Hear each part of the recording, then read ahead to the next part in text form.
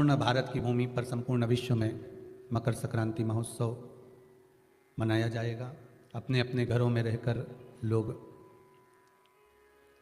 इस पावन उत्सव को खिचड़ी, लड्डू, तिल का, गुड़, उसमें भी सबसे मूल दान है भगवान की भक्ति का दान, अर्थात भगवान के भजन का दान, स्मरण का। एक घर था कुंभ, फिर इस कुंभ घर में आग लगी थी, तब दूसरा घर बना था मकर, फिर मकर घर में भगवान सूर्य नारायण आए, उनका आदर हुआ, तब जाकर ये मकर संक्रांति हुई। कोई ऐसी हो गई? क्रांति का मतलब क्या है? क्यों कहते हैं कि ये 13-14 चीजें आप लोग बांटते हो ना, तो किसको बांटते हो? तुमसे छोटी उम्र वाले को बांटोगे? सास क्या बहू को देगी समान? सास बहू को देती है क्या समान? नहीं। बहू किसको देती है? सास को।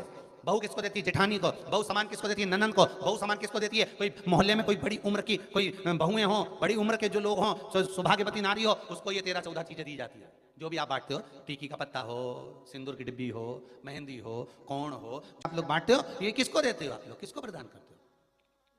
छोटे को नहीं, घर से बड़े को, जो आपके अवस्था से बड़े हैं, जो आपसे बड़े हैं, आप उनको दे दें। क्यों देते हैं बड़ों को? यहां आदर का भाव दिखाया गया, यहां आदर दिखाया गया कि यहां कुंभ में शनि महाराज अपने घर में रह रहे थे, सूर्य नारायण भगवान का आगमन हुआ, आज बेटे से मिलने का भाव जागृत हुआ और कुंभ में प्रवेश कर। जैसे ही घर में प्रवेश करे, अब घर में प्रवेश करे तो आदर का भाव होना चाहिए था। महाराज, कोई घर का बड़ा आए, बुजुर्ग आए, आदरणीय आए, सम्माननीय आए, आपके पास में कितनी भी दौलत हो, कितनी भी संपदा हो, कितना भी धन हो, कितना भी वैभव हो, आप कितनी भी अच्छी कंपनी में जॉब कर रहे हो, आप कितनी भी अच्छी जगह पर पोस्ट पर बैठे हुए हो, आप कितनी भी अच्छी नौकरी कर रहे हो, चाहे आपके पास में बड़े से बड़ा पद क्यों ना हो, पर आपके भीतर बड़ों के पीछे, बड़ों के प्रति सम्मान भाव उत्पन्न होना चाहिए।